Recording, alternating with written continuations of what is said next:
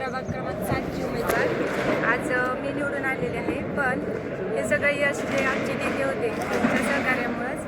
आणि इथून पुढं मी जे 5 वर्षाचा काल आहे ते एकदम उत्कृष्टरित्या असे पूर्ण करेन. ते पण आमचे जे नेते आहेत माननीय जयवंतराव जगताप यांच्या नेतृत्वाखाली यांच्या मार्गदर्शनाखालीच करेन असं मी तुम्हाला आश्वासन देते. तर मॅडम किती मताने आपला विजय झालेला आहे? 398 मतांनी. काय आता हा तुमच्या प्रतिस्पर्धी तगडे उमेदवार होते, तुम्ही या ठिकाणी नौके उमेदवार होता, काय सांगाल? मी पण नवकी होते, पण सर्वांनी साथ दिली. विशेष म्हणजे जनतेने आम्हाला बरंचसं सहकार्य केलं सगळ्यांनीच. आणि प्रतिस्पर्धी असं मी काही बोलणार नाही आहे. सगळे आपले हे सगळं भाऊंमुळेच झालं, त्यांच्या मार्गदर्शनाखाली त्यांच्या सहकार्याखाली असं मी सांगते.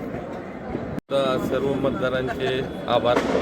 पण निवडून आला शिवसेनेचे उमेदवार म्हणून काय सांगाल, काय पहिली प्रतिक्रिया असणार आहे? सर्व मतदारांचे प्रथमतः आभार मानतो आणि पुढं मला काम करायची संधी दिली म्हणून मी पुढच्या कामासाठी प्रयत्नशील राहील आणि आपल्या प्रभागातले सर्व प्रश्न मिटवण्याचे 100% प्रयत्न करेन. धन्यवाद. ह्या विजयाचं श्रेय कोणाला देतात? सर्व आमच्यासाठी झटणारे मतदार म्हणा, जगताप पार्टी म्हणा, शिवसेनेचे कार्यकर्ते म्हणा, यांचे सर्वांचे प्रथमतः आभार. काय आता प्रभागामध्ये काय समस्या आहेत, कशा प्रकारे?